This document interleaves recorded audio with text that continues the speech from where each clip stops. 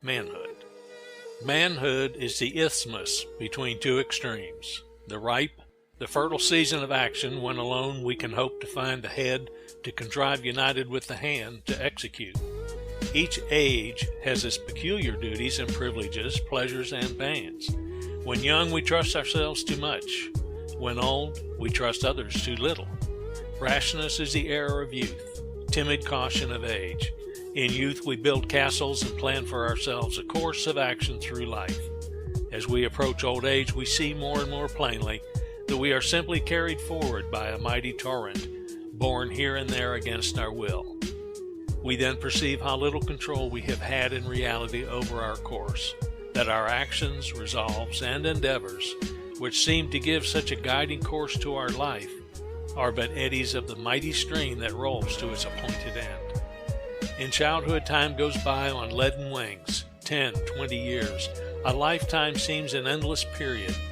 At manhood, we are surprised that time goes so rapidly. We then comprehend the fleeting period of life. In old age, the years that are past seem as a dream of the night, our life as a tale nearly told. Childhood is the season of dreams and high resolves, manhood of plans and actions, age of retrospection and regret. There is certainly no age more potential for good or evil than that of early manhood. The young men have, with much propriety, been denominated the flower of a country. To be a man and seem to be one are two different things. All young men should carefully consider what is meant by manhood. It does not consist in years simply, nor in form and figure. It lies above and beyond these things. It is the product of the cultivation of every power of the soul, and of every high spiritual quality naturally inherent or graciously supplemented.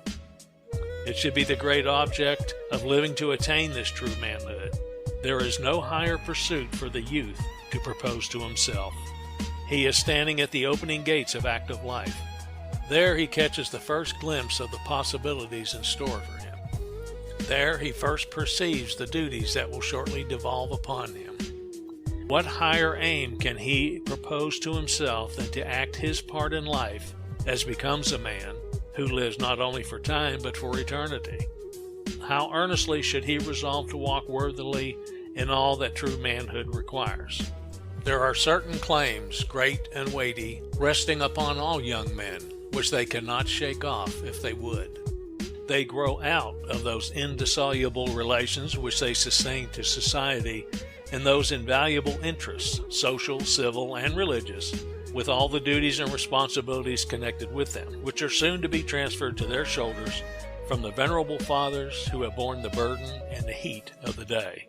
The various departments of business and trust, the pulpit and the bar, our courts of justice and halls of legislation, our civil, religious, and literary institutions, all in short that constitute society and go to make life useful and happy, are to be in their hands and under their control. Society, in committing to the young her interests and privileges, imposes upon them corresponding claims and demands that they be prepared to fill with honor and usefulness the places which they are destined to occupy. Young men cannot take a rational view of the station to which they are advancing or of the duties that are coming upon them without feeling deeply their need of high and peculiar qualifications. Every young man should come forward in life with a determination to do all the good he can and to leave the world the better for his having lived in it. He should consider that he was not made for himself alone, but for society, for mankind, and for God. He should consider that he is a constituent, responsible member of the great family of man, and while he should pay particular attention to the wants and welfare of those with whom he is immediately connected, he should accustom himself to send his thoughts abroad over the wide field of practical benevolence. There is within the young man an uprising of lofty sentiments which contribute to his elevation, and though there are obstacles to be surmounted and difficulties to be vanquished, yet with truth for his watchword, and relying on his own noble purposes and exertions, he may crown his brow with imperishable honors. He may never wear the warrior's crimson wreath, the poet's chaplet of bays, or the statesman's laurels, though no grand universal truth may at his bidding stand confessed to the world, though it may never be his to bring to a successful issue a great political revolution, to be the founder of a republic which shall be a distinguished star in the constellation of nations, even more though his name may never be heard beyond the narrow limits of his own neighborhood, yet is his mission nonetheless a high and noble one. In the moral and physical world, not only the field of battle, but also the cause of truth and virtue calls for champions, and the field for doing good is white unto the harvest. If he enlists in the ranks, and his spirits faint not, he may write his name among the stars of heaven. Beautiful lives have blossomed in the darkest places, as pure white lilies, full of fragrance, sometimes bloom on the slimy, stagnant waters. No possession is so productive of real influence as a highly cultivated intellect. Wealth, birth, and official station may and do secure an external superficial courtesy, but they never did and never can secure the reverence of the heart. It is only to the man of large and noble soul, to him who blends a cultivated mind with an upright heart, that men yield the tribute of deep and genuine respect. A man should never glory in that which is common to a beast, nor a wise man in that which is common to a fool, nor a good man in that which is common to a wicked man.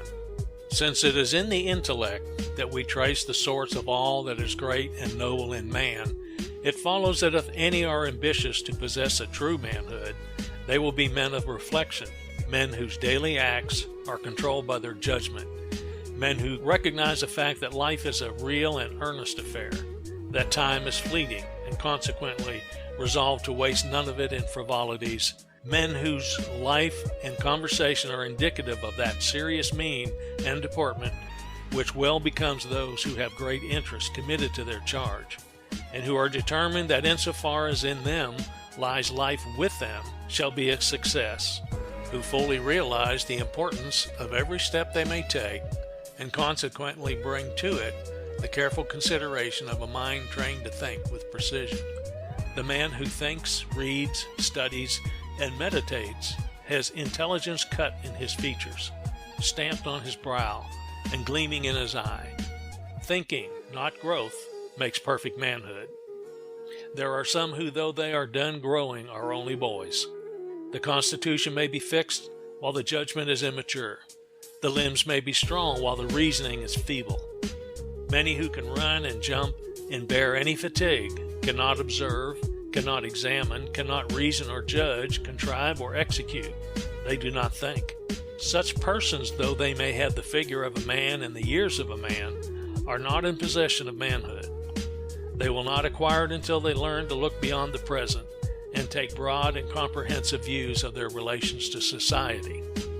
As we often mistake glittering tinsel for solid gold, so we often mistake specious appearances for true worth and manhood. We are too prone to take professions and words in lieu of actions, too easily impressed with good clothes and polite bearings, to inquire into the character and doings of the individual.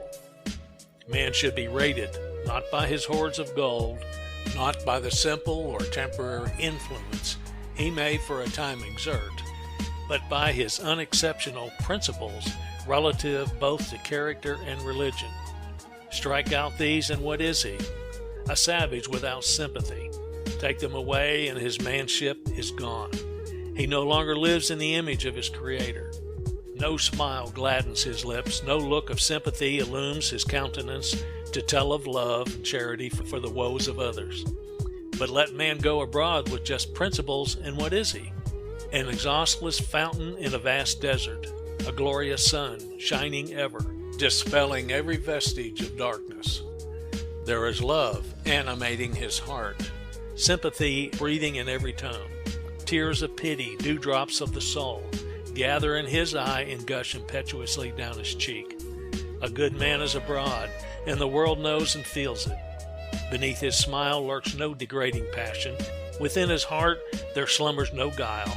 He is not exalted in mortal pride, not elevated in his own views, but honest, moral, and virtuous before the world.